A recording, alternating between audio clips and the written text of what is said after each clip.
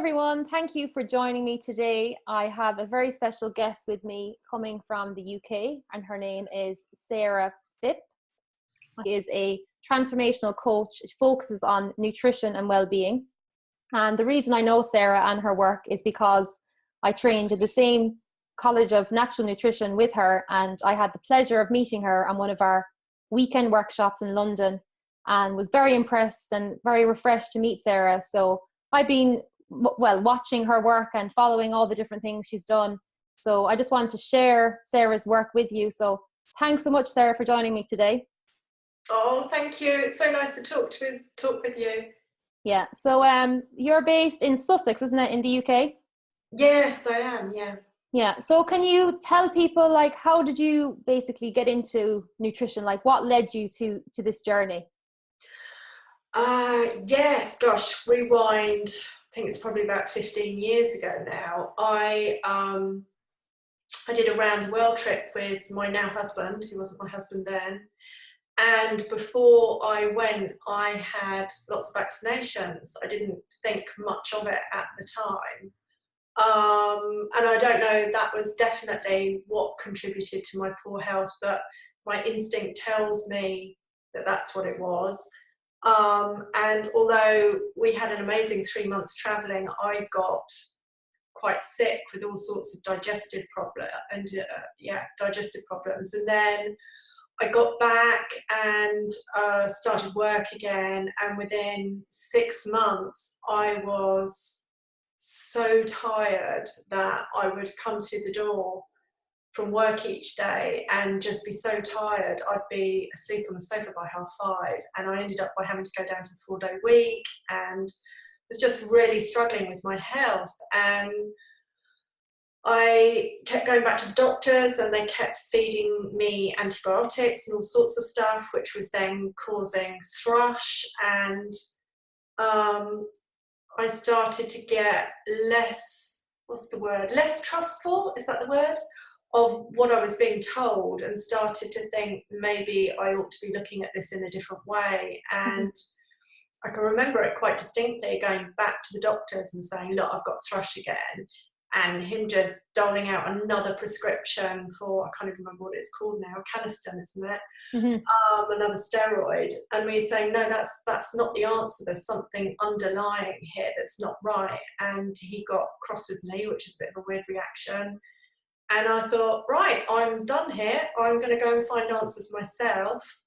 And as things often seem to fall into our path at the right time, I saw an evening class in Brighton for looking at nutrition from almost a medicinal point of view to heal the body. And I thought, wow, that's exactly what I need right now.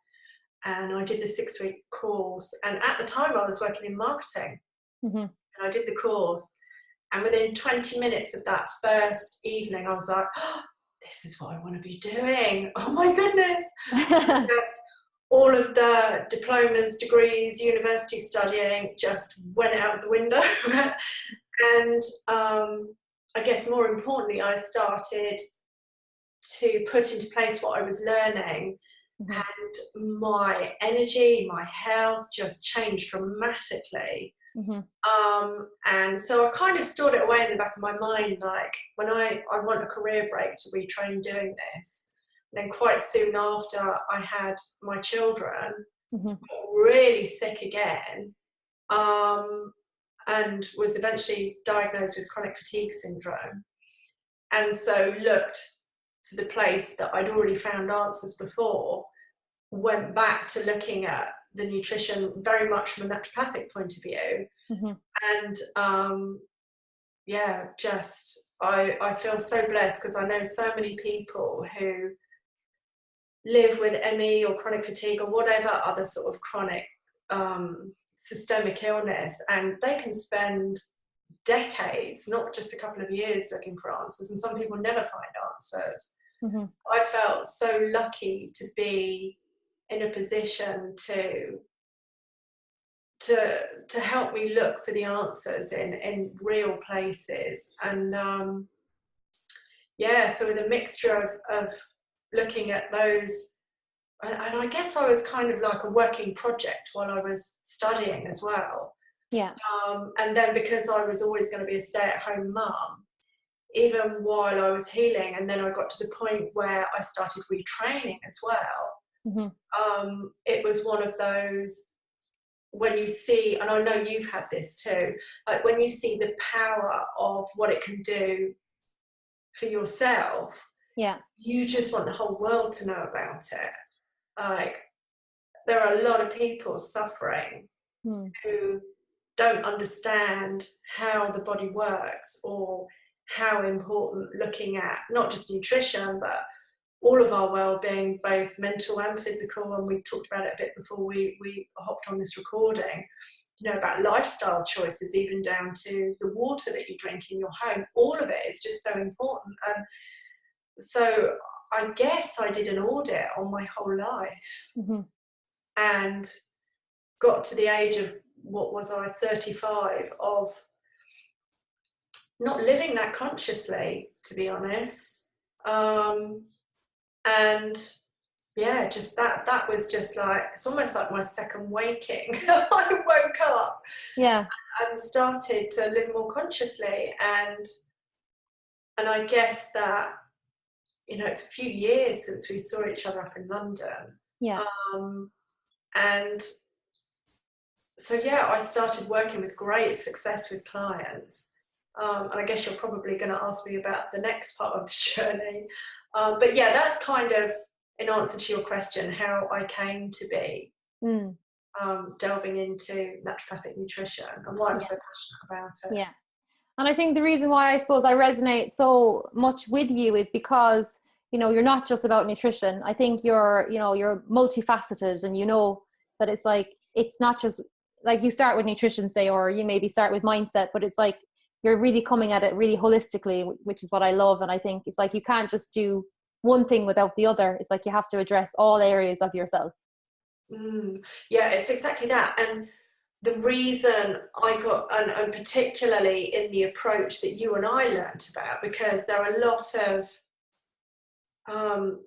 of approaches with learning about nutrition that is not that different from the allopathic approach, where this is wrong with you, this is a mistake, this is what's wrong with you, this is the diet. It's like a one size fits all, which never sat comfortably with me. But yeah, you're so right in that. I love that approach because it didn't feel like it was a sticky plaster approach where you were just working on a symptom-based level. You were actually getting to the underlying cause. But then what I started to find, and I'll be really interested to know your take on this, what I started to find was that, you know, people would work with me for 6 months or a year, and the eczema would be resolved, or the blood pressure problem would be resolved, or IBS, or whatever we were looking at. But I would notice that they were still quite stressed, or they were still struggling in their relationships, or with parenting, or with work, or, you know, there's a whole list, isn't there? And it's almost like, it's the only analogy I can think of. Like, you know, when you have a half inflated balloon, and if you try and squash it in between your hands, bits of it are always going to pop through your fingers. Yeah. Well, if I was working, like one guy I can think of in particular, we sorted his blood pressure problem, but he was stressed in his relationship. They had a toddler who mum wanted to give up breastfeeding, but they weren't able to. They wanted another baby. He was self-employed, but he was stressed when he didn't have a contract. And he was stressed when he did, because he was away from home. And he was just always living in the I'll be happy when. And I'm like, hang on a minute. Like, his blood pressure problem might have gone, but like that balloon analogy, his body was like a pressure cooker, and it was just gonna pop up as a symptom somewhere else. And I was like, I wanted, as you say, to work holistically. I didn't want to be just one practitioner on a list of practitioners that they see for various different things. I wanted to be able to offer the complete package. And then I started to look at what I call what's called subtractive psychology, and I started to see, and I've always been interested in the mind-body connection, and there are certainly types of illnesses that seem to be predisposed for certain type of thinking habits. And I started to see a very strong link between how people were experiencing or viewing day-to-day life and how it would show up in their body, because we all know that thoughts really powerful. Like whatever's running through your thinking has a physiological effect in your body. Like we know that if you think about something sensual or sexual, that will have a physical effect. Yeah. And for some people who are prone to blushing, if you're embarrassed, that has an effect. And they're ones that we can sense quite strongly. But any thought we have has a chemical effect in the body. So stress is not something, I know we all have a sense that like we create the stress. We're taught we live in this world where the stress is out there and we're at the mercy of the world. But that's just not true. It's the same reason that what stresses out one person doesn't stress out another. Otherwise, if that were true, if we are at the mercy of our circumstances, we'd all get stressed about the same things. And even having said that, there are some days where certain things will feel like they're stressing me out, and other days I'll be fine with it. Yeah. If the kids are shouting one day and fighting, but I'm in a really good space, then it will register a little bit. I'll notice it, but it won't feel like it's creating a stressful reaction. Whereas if I'm in a low mood that day and they're fighting, then I'm going to find it more stressful. It's like it's like how we view the world is through the filter of thought. Yeah. So if we get up on any given day and we're in an irritable mood, everything we look at is going to look like it's irritating us, but it's not. It's actually coming from us. Absolutely. Yeah. Because actually I shared a quote there last week. It was like, it's like you can either make yourself miserable or you can make yourself strong. It's like they both require the same amount of effort. It's like you can go one way or the other, as you say. It is what you cultivate. You know, every day, really. It's because it's like you can be. That's why I think, to me, it's like it's not about, as you say, going to a nutritionist or going to a mindset coach or, you know, going to retreats. Yes, all that's part of the journey, but I think really it's about learning how to master your own self every day, and the journey changes all the time. You're constantly coming up against new experiences, and it's I suppose equipping people, isn't it, with being able to manage their unique self. Yeah, and it's funny, I wouldn't even use the word equipping, because I know since I've been learning about it's changed my life way beyond anything I could ever have imagined. And when we understand what's creating our experience, there's a lot less effort involved in having to strategize through each day, because it's like if you're having a good day or a bad day, right? If you're having a bad day, if you think that what's going on in your day is making you feel that way, then you're going to have lots of little strategies to make yourself feel good, like, I don't know, doing affirmations. Yeah. Sure, I call it behavioural Prozac. Like there's lots of that's brilliant. Yeah, definitely. There's lots of stuff, like techniques that people can use to feel okay. Yeah. Actually, when you see that there's nothing wrong with being sad or irritable, or it's really healthy to feel that whole range of emotions, because a lot of people these days seem to have emetophobia, like they're frightened of anything more than that narrow band of emotion. Like we're meant to feel a whole range of emotions. That's healthy.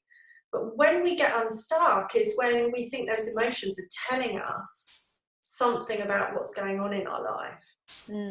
That's They're good. only ever telling us one thing, what's running through our thought in the moment. That's all they're ever telling us. Yeah. And I don't mean getting this on an intellectual level. I mean on an insightful, embodied level. When we see this deeply, then the mind really quietens down and life just gets a lot easier. I mean, that was one of the biggest things for me, looking back on my chronic fatigue. Yeah. Had I known what I know now, and I wouldn't have had it play out any other way, but I would have seen that having a really busy mind was a sign of chronic ill health. Yeah. No question now that contributed massively to what was going on with me. That's fascinating. And I think that the way, I suppose, in which, you know, like with, say, social media and all the different technology advances that we have, there's more opportunity now to be busier than ever, you know, like to be feeding that like, I suppose, overstimulation of the mind. Yeah. So I think that you, as you say, it's like you could be practicing, you could have the best diet, you could have the best exercise, you could be in the most amazing environment, but if you have that going on. Yeah, and even one step further than that, like you could be a really positive, upbeat person, but you could still have a busy mind, like Yeah. to be filled with stuff going on in our head all the time. What happens is that we're not able to live life on an intuitive level. Like when we're quieting down, people like us are made redundant. Like when they're quiet, they know on an intuitive level what to eat, which foods they're drawn to and which they're not. Yeah. What's right in their lifestyle, what's not. What's been really interesting is that like the area that people get most stuck on is the area where people have what I call most contaminated thinking. So for some people it's relationships, parenting, money, food, you know, all of the classic ones. One area that I obviously, and I'm not saying I'm a perfect parent by any means, but one area I'm so grateful for with my children is I didn't give them a whole load of thinking around food. And I can't say that for all nutritionists. Oh yeah. Yeah. That's a big thing. They can be quite military about it in a way. Yeah. But my son both of them have always been really intuitive about what food they need, and I've not interfered with that. At a time when my son just stopped eating tomatoes, I think it was about 5, and then we discovered he was high in histamine levels. And like at 5 years old, he didn't even know what histamine was, or that tomatoes had them, but he just knew. Yeah. He said to me, "Mum, I don't like tomatoes." I was like, "Oh, okay." Like if I'd had a lot of thinking, I could have been the classic with parents is you must finish everything on your plate, or eat the bad stuff to get the good stuff, or oh, you've always liked those, don't tell me you don't like them now. Yeah, there's countless times where both of them have done that. And he went crazy eating carrots once upon a time. He was going through like 2 bags a day, and he was on beta carotene. That's amazing. No, they know. We all have that. So that's what I'm interested in. I'm interested in working with people so that they can quieten down enough to hear their own intuition. Absolutely. And that's actually, I think, where the ultimate freedom lies, because it's like there's no, you know, following a manual or this rigid diet plan or having this like outside expert that has to tell you everything that you have to do is, to me, it's just exhausting. It's exhausting. It's not the way I want to work either. I want to get people into that space of being able to hear their own body and learn learn all the subtle nuances. And that's where everything comes from. All the kind of the inner knowledge, all the inner knowing comes through that. So that's amazing. And you know, I was probably guilty of it myself all those years ago, that there's also that danger that when you work with a nutritionist, as I did when I was chronically ill, that they can recommend a diet or a way of eating, and you can carry that on way past it's the right diet for you. Oh my gosh, that's exactly what happened to me. That's exactly what happened to me. I went so far. I was like, to the point that it was like, you know, I needed to stop probably after 3 or 4 months. My body really started to come back up. But I was going like, I need to detox. I need to keep detoxing. I started losing loads of weight. My family were like, what are you doing? And I was just like, I suppose I didn't trust my own body then, because I was so traumatized from losing my energy and losing all of my function and all of my identity, basically was gone because of that, and not being able to work or anything like that. And I think for me then, my whole experience was I was afraid of not having my list and having all the foods that I needed to have, my pre-approved list. It was just like massive fear that I had to do a lot of work on releasing that. So I think it's probably in your own practice, you probably bring that then, that approach that you're, not making people as fearful, and understanding that it's a process, it's a therapeutic diet, or, it's going to change as you change. Yeah, and what's really interesting, I'll give an example. So someone I was working with a couple of years ago, he was in his 50s, and he came to me because he had IBS. And everyone I work with, I work on a year program. And he quite quickly understood what I was explaining to him, that of course there were going to be certain foods that triggered and were not so great, but underlying that, like I said before, there was still something ongoing underlying that, because it's very much an anxiety based disease picture. It didn't surprise me. He had a whole list of phobias and was a very anxious person. And so, of course, in the initial part, there was a recommendation for a diet just to settle him down, so he wasn't having so many days off sick, and he was able to go to work and function properly. But what got really interesting is this is someone who, his member of his family had died from a more advanced version of that digestive problem, and his mum was very sick. And he'd been fighting this for 30 years, and yet within 2 months he was getting to really recognize what foods were triggering it and really see how that was playing out, after having no visibility in his own consciousness around what he was doing to his body for 30 years. And that changed really quickly. This is where the story gets even more interesting. So when we used to meet in our sessions, he would we got to the point where he would say, I can't think of anything that I've eaten that has triggered this. I don't understand. And then when we looked at the emotional aspect of it, if he had been caught up in a stressful situation, for which he had been for a period of a few days, where, for want of a better term, he'd been very outside in that he thought whatever he'd been feeling had been coming from his circumstances, his body was displaying a reaction to that. So, and that's why I work with people for a year, because it's only half a fix if you're not looking at the whole physical, emotional side of it. Absolutely, yeah. And it is a huge journey, as you know. It's like there's no quick fix to it. It's like it's an exploration, isn't it? Yes.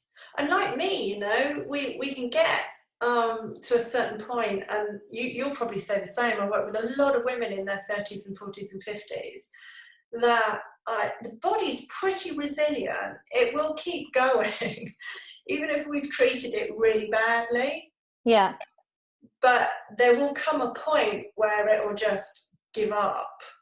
And like for me, it's a chance when that chronic illness really did kick in, and I didn't see it like that at the time, of course, I was in misery. But it gives you a chance to reevaluate how you've been living and what you've been doing. It's quite obvious that it's not been an optimum way to live, and I guess some people go, oh yeah, but I don't want to restrict what I eat, and I don't want to do this, and I don't want to do that, and they assume it's some kind of restriction on their life, but actually it's anything but. Yeah. You and I have very clearly shown that when you're living your authentic self and stepping into what it means to really look after your body on a spiritual level and a physical level, my goodness, the whole world just opens up to you in terms of possibilities of what you can create. Absolutely, yeah. And I think actually for people to hear this, if they're in a space where they're struggling with their health and they're looking for answers, I think it's very empowering for them to hear that it's like not only is it's not just a case of just getting rid of your symptoms, it's actually about going on your own journey and finding your authentic self. And as you know, it's like the world's like, there's so much more possible, and that's, you know, that we're so full of potential that we are just waiting to really tap into. And that's the same for everyone, because there might be someone listening going, oh, accept me or accept me. No, it's there for everybody. Yeah. So before we kind of wrap up today, what kind of message would you like to leave people? Like, did you have any kind of, I suppose, what would be your top tips for people just starting off, say if they're kind of new to their own health journey and just kind of getting their toe into the whole experience, dipping the toe in? It would be two things. One is that you're not broken. You don't need fixing. You've just lost sight of who you really is. And the second one would be trust your own intuition on stuff. Like, you might never have done that, or you might not have done it since you were a toddler. Like, we're all born with this wisdom. We think wisdom is like intellect or knowledge that we gain as we get older. It doesn't work that way. You're born with it. You're so intuitive when you're young, which is why children respond so quickly. Like my children, I mean, they've changed dramatically, as I have over the last 4 years learning about this. And you don't have to teach it. It's just by osmosis. They just pick up on it.